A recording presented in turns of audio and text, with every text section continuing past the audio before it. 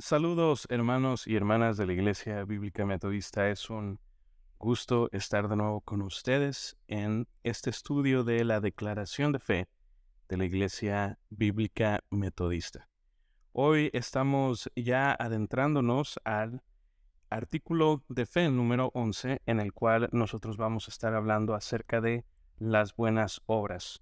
Un artículo de fe importantísimo para nosotros como metodistas, como parte del movimiento metodista general, que ha sido buen representante de esta doctrina que se enfatiza en muchas otras tradiciones cristianas, pero que el metodismo ha podido enfatizar y ejemplificar a través de buenas acciones que representan a Dios.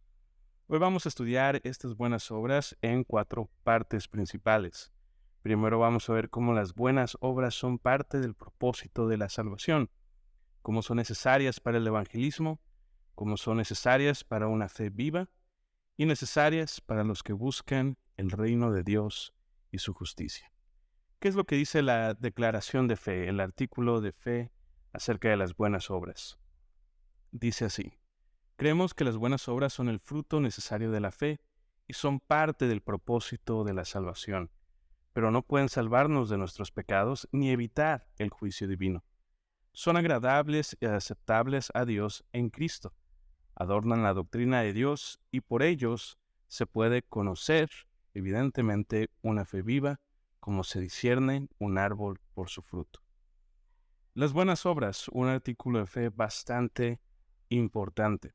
Tal vez nosotros estamos acostumbrados a hablar acerca de las buenas obras o de las obras en este contexto en el cual habla esta segunda oración que tenemos aquí en nuestro artículo de fe. No pueden salvarnos de nuestros pecados ni evitar el juicio divino. Es decir, no somos salvos por obras y tampoco el juicio divino va a ser exento, va a ser eliminado solo porque somos buenas personas.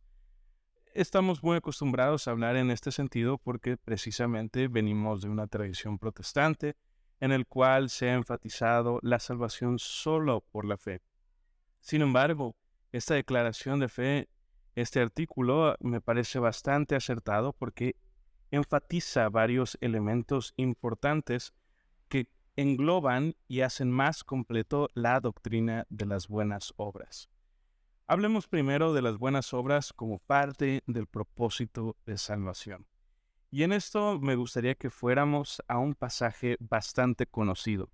Aquí hay demasiado texto en una sola pantalla, pero no vamos a leerlo punto por punto, simplemente vamos a enfatizar este pasaje que quizá nosotros conocemos muy bien y que precisamente ha sido un pasaje que constantemente apunta al hecho de que nosotros somos salvos o salvados únicamente por la gracia de Dios a través de la fe. Esto es Efesios 2, versículos 1 al 10. Nosotros conocemos quizá muy bien este pasaje. En los primeros 3 versículos, Pablo habla acerca de todas las cosas que nos caracterizaban antes de la salvación. Habla acerca de cómo nosotros estamos o estábamos muertos en nuestras transgresiones y pecados. Andábamos conforme a los poderes de este mundo, según los que gobiernan las tinieblas, según el espíritu que es el de desobediencia. No vivíamos también como las otras personas, impulsados por nuestros deseos pecaminosos, siguiendo nuestra propia voluntad y nuestros propios propósitos. Después viene el versículo 4 enfatizando, pero Dios, rico en misericordia, nos ha mandado a Cristo y esto nos ha dado vida a nosotros que estábamos antes muertos. Y viene Pablo y enfatiza esta frase, por gracia ustedes han sido salvos. Después habla de nuestra unión con Cristo, cómo nosotros resucitamos junto con Cristo, recibimos la gracia, cómo Él derramó su sangre por nosotros. Y dice, por último, porque por gracia ustedes han sido salvados mediante la fe. Y esto no procede de ustedes, sino que es regalo de Dios, no por obras, para que nadie se jacte. Y aquí es donde nosotros enfatizamos esta doctrina de la salvación por gracia, por medio de la fe. Efesios 2, 8 y 9, importantísimos. Sin embargo, tenemos que ir al último versículo que es parte de todo este pensamiento de Pablo en estos 10 versículos. El versículo 10 dice así, está subrayado aquí en la pantalla, porque somos hechura de Dios, creados en Cristo Jesús para buenas obras, las cuales Dios dispuso de antemano a fin de que las pongamos en práctica. ¿Qué es lo que Pablo está diciendo en pocas palabras? Bueno, está diciendo, nosotros teníamos un propósito para el cual nosotros fuimos creados, ¿sí? Él había de antemano pensado en las cosas que nosotros íbamos a lograr y hacer. Sin embargo, porque estábamos bajo el poder de la muerte y del pecado, no éramos capaces de nosotros poder hacer esas buenas obras que nosotros teníamos contempladas o que Dios tenía contempladas para nosotros. Ahora que nosotros hemos sido salvos por gracia, no por nuestras obras, sino por la gracia de Dios, y hemos aceptado esa gracia a través de la fe en nuestra fidelidad a Dios, podemos cumplir esas buenas obras para las cuales Dios nos había preparado y que Él había dispuesto para que nosotros pongamos en práctica. ¿Qué es lo que está diciendo entonces aquí Pablo? Está diciendo algo muy simple. Las buenas obras son parte del propósito de la salvación. Es decir, la salvación no solo es ser salvados o salvos de la muerte, del pecado, y si nosotros enfatizamos otras cosas que Pablo no necesariamente enfatiza en este pasaje, tal vez nosotros podríamos decir somos salvos del infierno, como normalmente se presenta el Evangelio. No solo se trata acerca de esto, no solo es ser salvo de algo, del pecado, de la muerte, del infierno, sino que somos salvos para algo.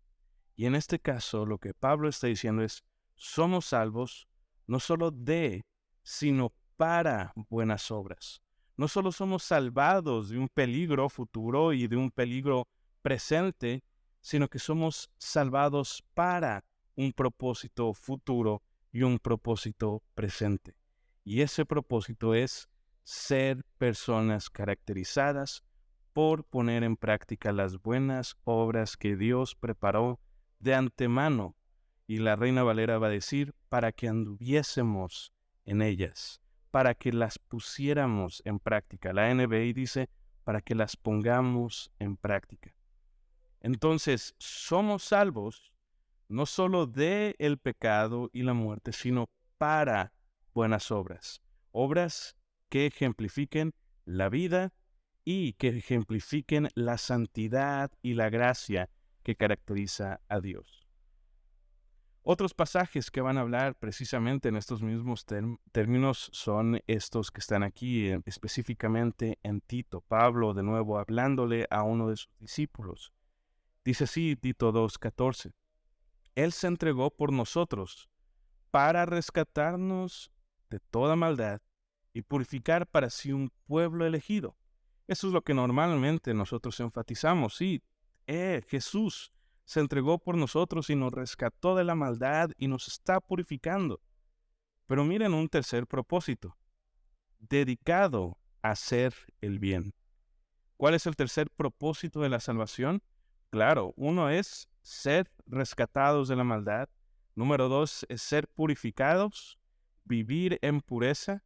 Pero número 3 es buenas obras. Tenemos que poner en práctica el Evangelio, vivir el Evangelio de manera práctica. Y en este caso, de la manera en que represente al Dios bueno o hacer lo bueno que hace Dios también. Más adelante, Tito, en la carta de Tito, dice en el capítulo 3, versículos 8 y 9, este mensaje es digno de confianza y quiero que lo recalques para los que han creído en Dios, para que los que han creído en Dios se empeñen en hacer buenas obras. Y ojo aquí a la siguiente frase, esto es excelente y provechoso. ¿Para quién? Para todos, no solo para el que hace las buenas obras, sino que aquí ya Pablo nos empieza a apuntar el propósito de estas buenas obras. esto es excelente y provechoso para todos. Evita las necias controversias y genealogías, las discusiones y peleas sobre la ley, porque carecen de provecho y de sentido. Aquí Pablo está recalcando dos cosas muy interesantes. Una, que nos tenemos que empeñar en hacer buenas obras. ¿Qué quiere decir esto? Que a veces no es tan fácil que nosotros entendamos que parte del propósito de la salvación es hacer buenas obras. Nos dice aquí Pablo de manera implícita que debemos de esforzarnos. Más atrás, en el capítulo 2, dice que debemos dedicarnos a hacer buenas obras. Es decir, tenerlas en mente, empeñarnos. Dice, ¿por qué? Para buscar el provecho de todos. Va a haber cosas que suceden, y esto es una realidad de la iglesia. Cuando la iglesia no se empeña a hacer buenas obras que sean de provecho para todos, normalmente cae en lo que dice el versículo 9. En necias controversias, en genealogías. Aquí Pablo se estaba refiriendo a cómo algunas personas tratan de encontrar su futuro o encontrar el sentido de la vida a través de buscar diferentes maneras de conectar su vida con el pasado. Discusiones y peleas sobre la ley. Dice Pablo, eso no es de provecho. ¿Qué es lo de provecho? Empeñarse a hacer buenas obras. Entonces, a veces nosotros como creyentes, nosotros como pueblo de Dios, como iglesias locales, tenemos dos opciones. Enfocarnos en controversias, en genealogías, en buscar todo lo malo en el mundo, o empeñarnos a hacer buenas obras que liberen y que libren al mundo. Enfocarnos en representar a Dios positivamente o enfocarnos en perdernos en cosas que de nada sirven. En cualquier momento que hay discusión, que hay controversia, que hay cosas que están desviando la mente de las personas de la meta, que es hacer buenas obras, representar a Dios, estamos sabiendo que las cosas no van tan bien.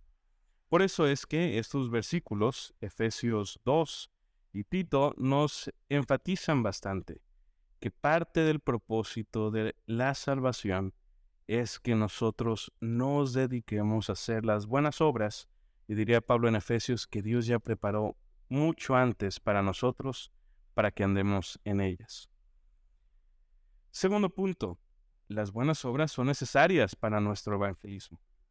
Esto también puede parecer un poco extraño. Estamos acostumbrados a hablar del evangelismo como la presentación oral, es decir, con nuestra boca y nuestras palabras de lo que Cristo es. Al final de cuentas, Pablo dice, ¿verdad?, que todos, ¿cómo van a poder ellos creer si nadie les ha hablado acerca de este evangelio? Sin embargo, también vemos enfatizados en diferentes lugares. Jesús y Pedro al menos nos hablan que parte de nuestro evangelismo, parte de nosotros hablar y mostrar el evangelio, tiene que ver con cómo es que actuamos. Aquí en Mateo 5, estas son las famosas palabras de Jesús, diciendo, ustedes son la luz del mundo. Una ciudad en lo alto de la colina no puede esconderse, ni se enciende una lámpara para cubrirla con un cajón. Por el contrario, se pone en la repisa para que alumbre a todos los que están en la casa. Hagan brillar su luz delante de todos, para que ellos puedan ver las buenas obras de ustedes, y alaben al Padre que está en el cielo. Es decir, ¿qué es lo que Jesús está diciendo aquí? Está diciendo que nuestras buenas obras van a evidenciar la luz que está en nosotros. Que cuando las personas vean nuestras acciones, en otras partes Jesús habla acerca de nuestras palabras, de cómo nosotros presentamos el evangelio. Pero en este caso Jesús está enfatizando en las acciones. Cuando la gente vea nuestras buenas acciones, entonces en muchos casos la gente va a poder eventualmente alabar al Padre que está en el cielo. Y si ustedes conocen algo acerca de Mateo 5, bueno, saben que este es el Sermón del Monte, en donde Jesús manifiesta las acciones de las personas, la justicia que es mayor que la de los escribas, la de los fariseos, que es una justicia perfecta, la justicia de Dios, la de amar a nuestros enemigos, la de ser sal de la tierra, luz del mundo, la que habla acerca de dar un poco más de lo que se nos pide a nosotros. El enfoque del Sermón del Monte en Mateo 5 es mucho en las acciones. Cómo es que los seguidores de Jesucristo, los pertenecientes al reino de Dios, actúan justamente. Y aquí lo dice más claro que nunca: nuestras buenas obras van a evidenciar la luz de Dios en nuestra vida y van a apuntar a las personas hacia el Padre. En 1 de Pedro 2:12 vemos este versículo que dice así: mantengan entre los incrédulos una conducta tan ejemplar que, aunque los acusen de hacer el mal, ellos observen las buenas obras de ustedes y glorifiquen a Dios en el día de la salvación. De nuevo, aquí Pedro le está hablando a personas que quizá no van a poder tener tantas oportunidades de evangelizar. ¿Cómo lo sabemos? Porque más adelante Pedro se pone a hablar con esclavos y decirles que van a sufrir ellos como esclavos. Los esclavos no tenían el derecho de hablar tan abiertamente acerca de Cristo con sus amos. Pero dice así, aquí lo dice muy claro: tal vez no lo van a poder hablar, pero con sus acciones, con su conducta, con sus buenas obras, ustedes van a poder guiar a las personas que, aunque no los quieran y los quieran acusar de que son personas malas, eventualmente ellos puedan ver la gloria de Dios en el momento adecuado. Entonces, por eso hablamos de que las buenas obras son necesarias para el evangelismo. Nuestra proclamación del evangelio no solo es con palabras, no es solo a través de nuestras predicaciones, de nuestro compartir el evangelio con una persona uno a uno, no. Nuestro evangelismo también se trata de nuestra vida, lo que hacemos constantemente, día a día. Las buenas obras que hacemos, especialmente para los que no son cristianos, también evidencian nuestro evangelismo. Y eso es algo que tenemos que tener muy claro. Es algo que debemos de vivir constantemente. Lo que hagamos por los demás también es parte de vivir el evangelio, porque las buenas obras también son parte de la salvación. Tenemos un propósito: representar a Dios. Y esto también nos ayuda a cumplir el propósito del evangelismo. Número 3. Son necesarias para una fe viva. Quizá ustedes ya conocen el famoso pasaje de Santiago, capítulo 2, donde Santiago lo dice más claro que en ningún otro lado lo podremos encontrar. Hermanos míos, ¿de qué aprovechará si alguno dice que tiene fe y no tiene obras? ¿Podrá la fe salvarle?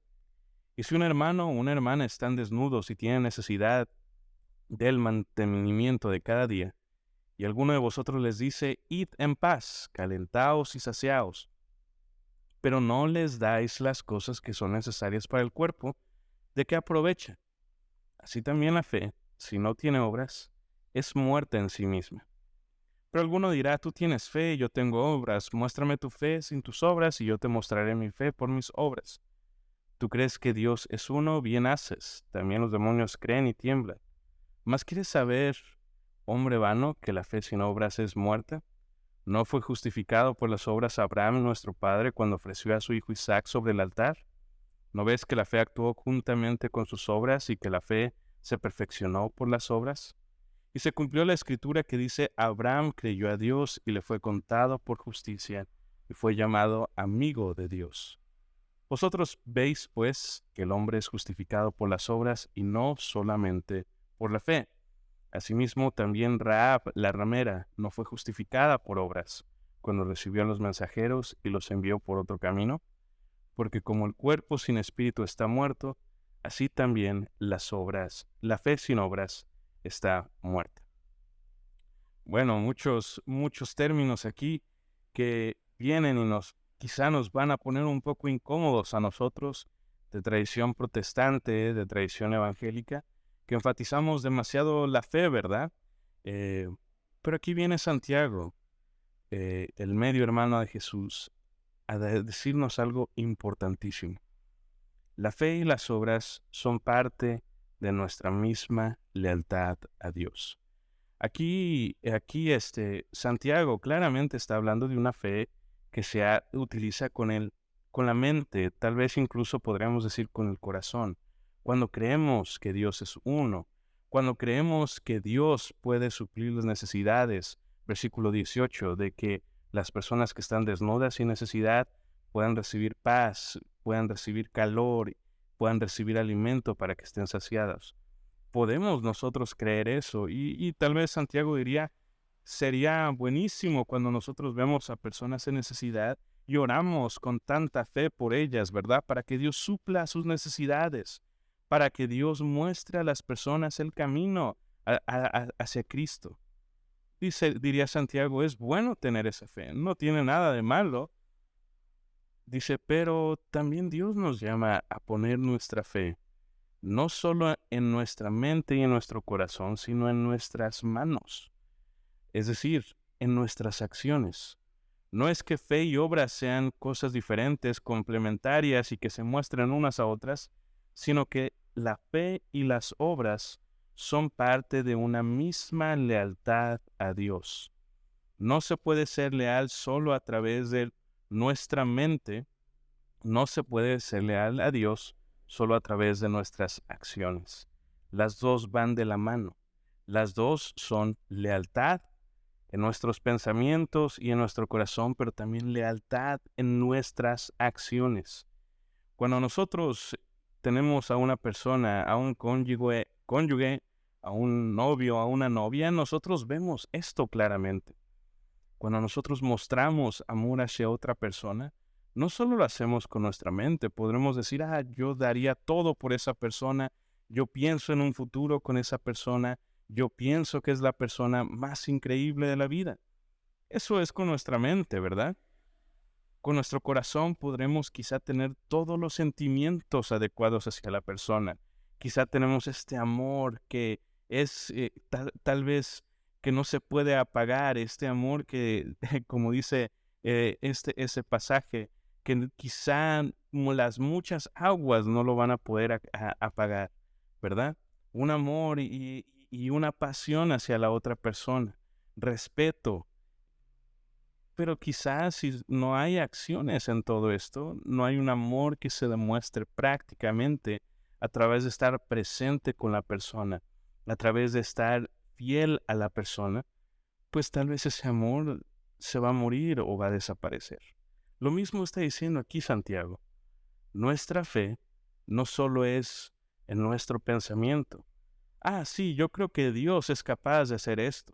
Yo creo que Dios es uno. Yo creo que Dios puede suplir las necesidades de todas las personas alrededor míos. Yo creo que Dios puede librar a nuestro país tal vez de la inseguridad y de la corrupción. Yo creo que Dios puede proveer comida a los necesitados. Yo creo que Dios puede sanar a la persona que está enferma. Yo creo que Dios puede hacer, diría Santiago, es buenísimo que creamos todo esto. Pero si nosotros no hacemos nada al respecto, nuestra fe está muerta. Podremos creerlo todo lo que queramos y aquí Santiago es un poco hasta directo. Dice, bueno, también hasta las personas más malas del mundo lo pueden creer. Aquí Santiago dice, hasta los demonios creen y tiemblan. Ellos creen en Dios, ellos saben quién es Dios. Ellos saben el propósito y las acciones de Dios.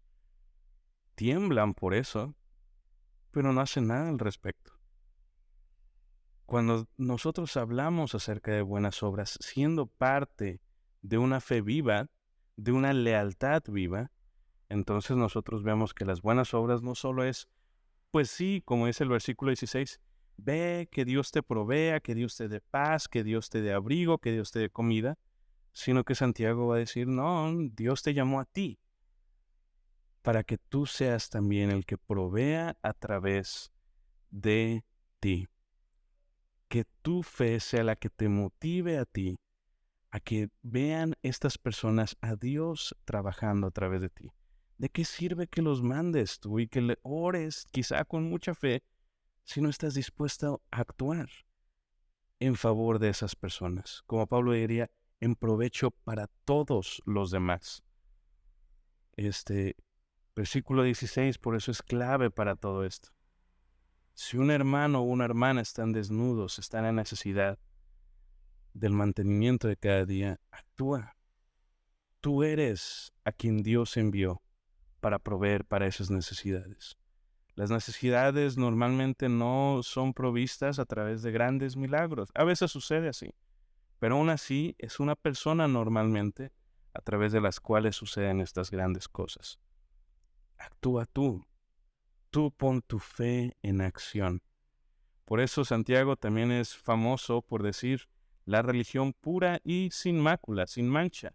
Es proteger a las viudas, a los huérfanos y mantenernos en pureza y en santidad.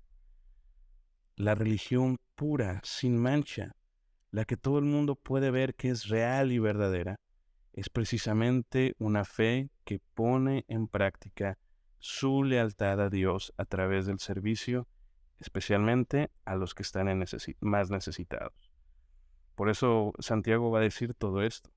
Abraham creía en Dios, qué bueno que creyó en Dios, pero cuando tuvo que hacer las cosas, las hizo. También Rahab, la ramera, dice que también creyó en Dios. Ella sabía de antemano que Dios había sido el que había liberado a los israelitas de los egipcios. Pero cuando tuvo que hacer las cosas, las hizo. No solo se quedó esperando, actuó en ese momento.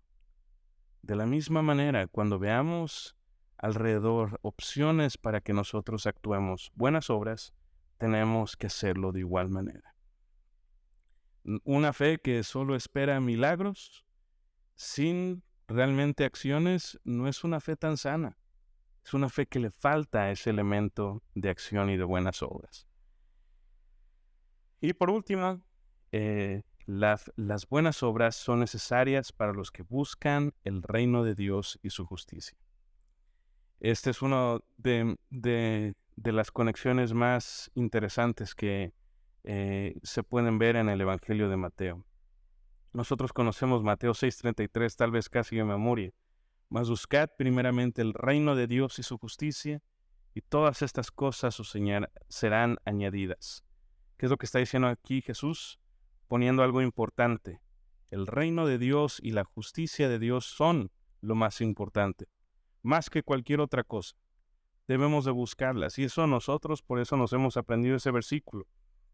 Lo hemos citado, lo hemos memorizado, lo hemos quizá puesto en nuestras Biblias, lo hemos resaltado. El reino de Dios y su justicia es lo más importante. Más adelante, en Mateo, Jesús específicamente en el Evangelio de Mateo habla precisamente del reino de Dios y de los que buscaron la justicia de Dios. En Mateo 25 dice que cuando el rey llegue, le va a decir a los de su derecha, a las ovejas que va a poner a su derecha en el juicio final: venid, benditos de mi Padre, heredad el reino, es decir, hablando del reino de Dios, preparado para ustedes desde la fundación del mundo. ¿Por qué? Porque estas ovejas que están a la derecha de Dios reciben el reino preparado para ellos. Bueno, lo responde Mateo 25. Porque tuve hambre y me diste de comer. Tuve sed y me diste de beber. Fui forastero, es decir, extranjero, y me recogiste. Estuve desnudo y me cubrieron. Enfermo y me visitaron. Estuve en la cárcel y vinieron a mí. Entonces los justos, es decir, los que buscaron la justicia de Dios, de nuevo, reino de Dios y su justicia, los que alcanzaron la justicia de Dios y los que heredaron el reino, responderán: Señor, ¿cuándo te vimos hambriento y te sustentamos, o sediento y te dimos de beber? ¿Y cuándo te vimos forastero y te recogimos, o desnudo y te cubrimos? ¿O cuándo te vimos enfermo o en la cárcel y vinimos a ti? Y respondió el rey del reino, diciendo, o les dirá: verdaderamente les digo que cuando lo hicisteis a uno de mis hermanos más pequeños, a mí lo hicieron. Es decir, los que buscaron el reino de Dios y la justicia de Dios, de acuerdo a Mateo 25, fueron los que también se enfocaron en uno de los propósitos de la salvación: ser personas que representen al reino de Dios a través de buenas obras.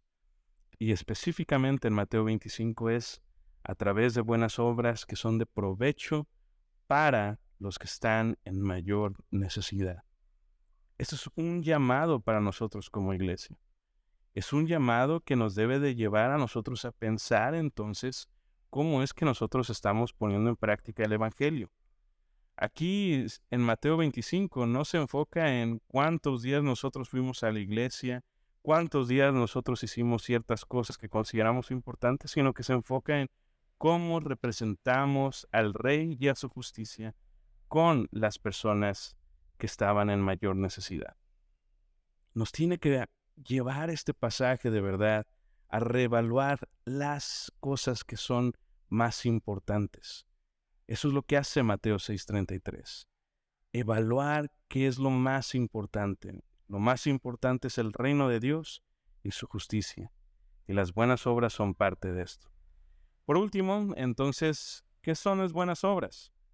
Esta es una pregunta importante porque a veces nosotros podemos equivocarnos, decir sí, amén a todo lo que se ha mencionado, pero a veces pensar en otro tipo de buenas obras. Bueno, en primer lugar, son propósito de la salvación, uno de los propósitos de la salvación. Ya lo mencionamos esto, Dios no solo quiere salvarnos de la condenación eterna, parte de la salvación es la creación de un grupo de personas que saben representarlo a través de sus acciones. Son una expresión de fe. Los creyentes expresamos nuestra fe a través de nuestras creencias, lo que tenemos en nuestra mente, en nuestro corazón. Creer es importantísimo. Pero la fe también se expresa a través de las acciones. Lo que hacemos también define nuestra fe. Una tarea que requiere esfuerzo. Las buenas obras son una tarea que requiere esfuerzo. Es común que los humanos busquemos las cosas enfocadas en sí mismos o en nosotros mismos. La vida del cristiano constantemente busca el bien de los demás. Por eso Pablo habla acerca del provecho de los demás. Por eso Santiago también habla acerca de las necesidades de los demás. Por eso Mateo 25 habla de las necesidades de los demás. Las buenas obras no están centradas en nosotros. Y esto nos lleva a nosotros a buscar esto que a veces pensamos que las buenas obras son cuánto yo voy a la iglesia, cuánto yo hago ciertas cosas que me benefician a mí, cuánto yo hago esto que pienso que es importante para mí. Esas no son las buenas obras. Tenemos que hacerlo. Tenemos que nosotros buscar nuestra santificación, es decir, buscar seguir a Dios más constantemente, pero las buenas obras a veces requieren el esfuerzo de ver por el bien de los demás. Y esto va muy aliado con este último punto. Las buenas obras son fe en acción enfocada en el otro. Las buenas obras no se enfocan necesariamente en mí.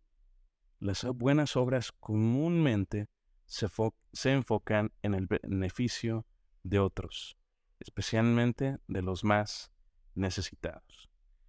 Esta es nuestra declaración de fe con respecto a las buenas obras. Necesitamos enfocarnos en uno de los propósitos de la salvación. Y con esto nosotros estamos ya apuntando más acerca del propósito de la iglesia, qué es lo que la iglesia debe de empezar a hacer. Si se dan cuenta, hemos ido a través de nuestras declaraciones de fe, yendo desde Dios, el ser humano, la salvación, y ahorita ya nos estamos enfocando a través de los propósitos por los cuales Dios se ha revelado a través de la palabra de Dios y a través de su Hijo, y nos ha dado a nosotros la oportunidad de responder a la gracia que Él nos ha dado y así nosotros poder recibir salvación. Uno de esos propósitos son las buenas obras. Nos vemos la siguiente semana, hermanos. Espero que tengan una bendecida semana. Hasta luego.